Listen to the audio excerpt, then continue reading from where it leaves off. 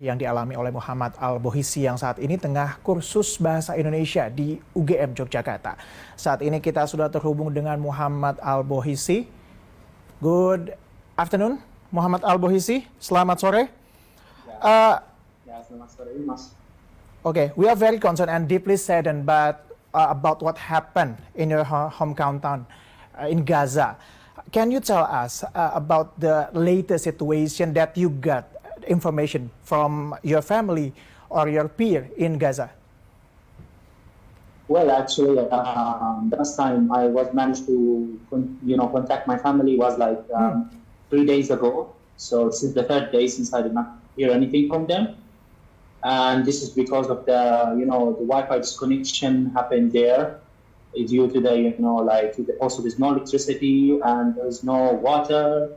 And nobody is able to communicate anyone there, so we don't really have any way to connect them. Even like there is the normal cell phone, like normal communication, but without Wi-Fi. But even the signal is too weak, and because of the heavy bombing,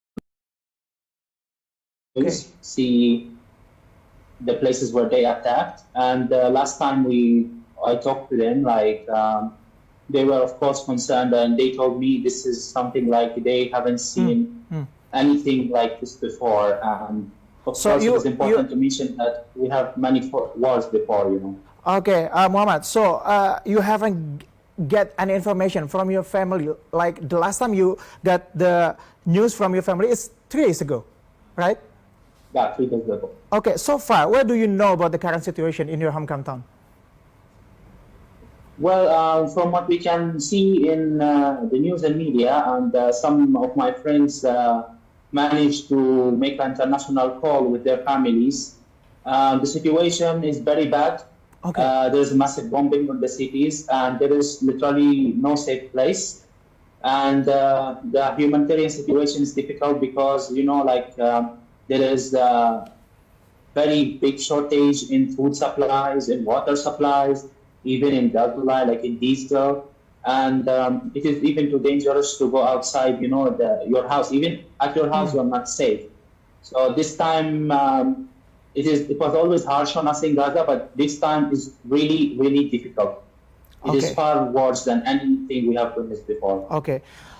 Jadi biasa yang dikatakan oleh Muhammad ini adalah bahwa dia baru terakhir kali menerima informasi terkait dengan keluarga dan rekan-rekannya di Gaza itu adalah 3 hari yang lalu, dan saat ini tidak ada koneksi yang terjalin begitu antara mereka yang di Gaza untuk bisa menghubungi pihak luar, termasuk Muhammad ini yang saat ini tinggal di Yogyakarta. Muhammad juga menjelaskan bahwa tidak ada air di sana, electricity juga diputus, demikian juga dengan komunikasi. Ia juga mengatakan bahwa kehidupan di Gaza sulit, tapi saat ini lebih sulit dibandingkan biasanya. Muhammad, you are born and raised in Gaza. Can you tell us how Gaza civilian living in that kind of condition? As we know that a lot of people call Gaza as an open air prison because Gaza is blockaded by Egypt as well as by Israel. Yeah.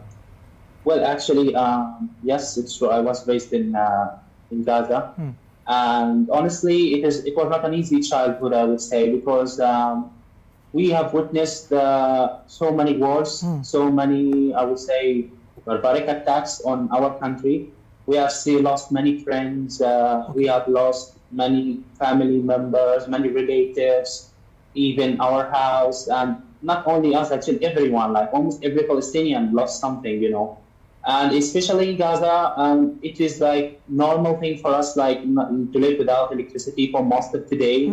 In winter, it is really difficult because it's really cold. We don't have.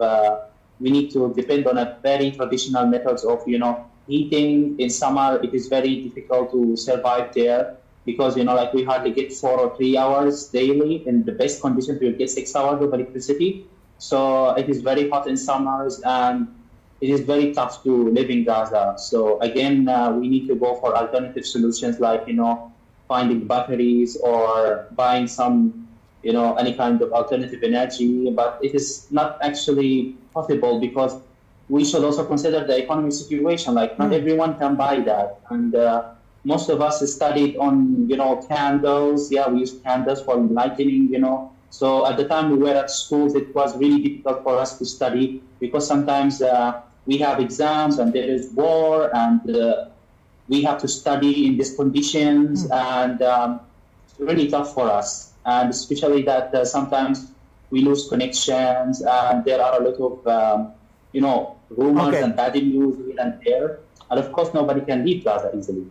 Ya, jadi yang saya tanyakan tadi kepada Muhammad adalah bagaimana kemudian kondisi di Gaza dalam kehidupan normal saja. Muhammad menjelaskan kepada kita bersama bahwa kehidupan di Gaza itu sulit karena memang ini adalah wilayah yang terkurung antara Mesir dan juga Israel dan mendapatkan blockade dari dunia luar, yang mana ia mengatakan bahwa dalam kondisi normal saja electricity atau listrik hanya bisa diakses 3-6 jam, demikian juga air, yang mana apalagi untuk para pelajar generasi muda yang masih sekolah, mereka menghadapi banyak tantangan di tengah ujian misalnya. Ada saja misalnya ketika ada konflik yang terjadi, artinya itu akan mengganggu jadwal pembelajaran mereka.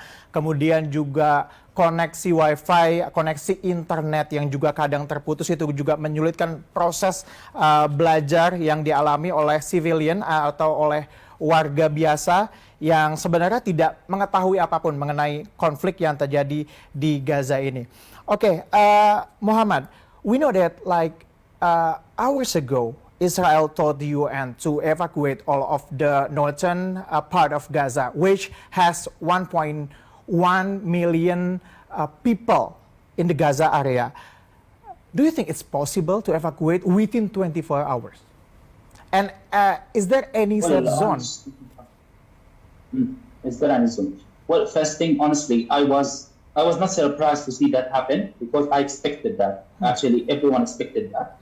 But it is really shocking. What made me feel shocked, like they are speaking, the Israeli army was asking people to evacuate. Evacuate where exactly? Even if they evacuated to South Gaza also witnessed a very massive bombing. So even if there is a space for 1.1 million in South Gaza, there is no safety anywhere. They are attacking everything.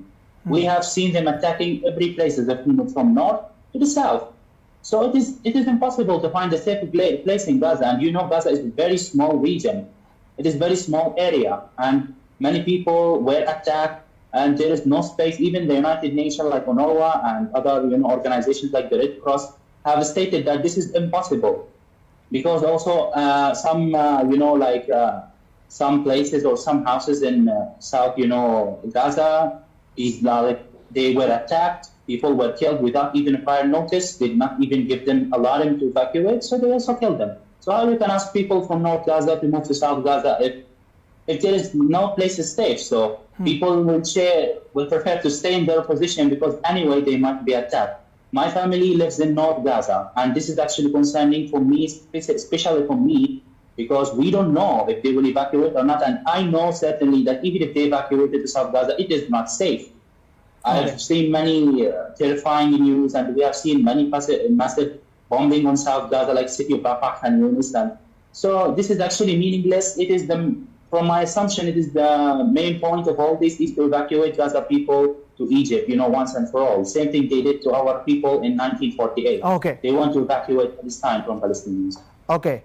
Jadi yang saya katakan adalah bahwa Israel sudah mengatakan kepada United Nations, kepada PBB, dan beberapa jam lalu bahwa mereka meminta untuk mengevakuasi 1,1 juta populasi di Gaza bagian Northern, di bagian utara itu untuk dievakuasi. Karena akan ada serangan yang besar yang terjadi oleh Israel.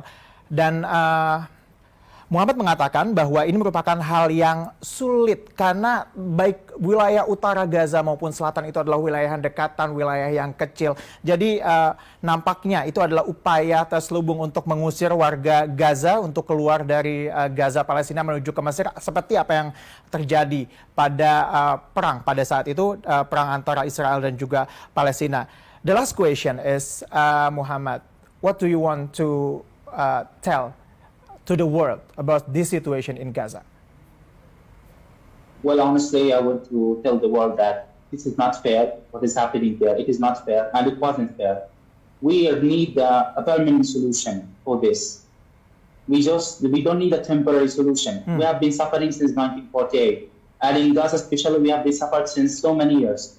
Our brothers in West Bank too, and our brothers refugees who live abroad. So we need to end this. The international community must take a serious action towards this. They have to end this bloodshed. They have to protect people, and they have to help us to get our rights, to get our country, to get our independence.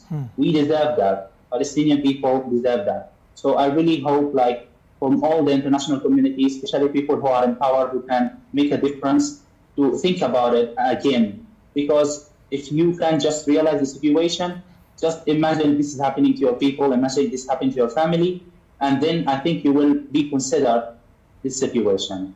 That's all what I want to say.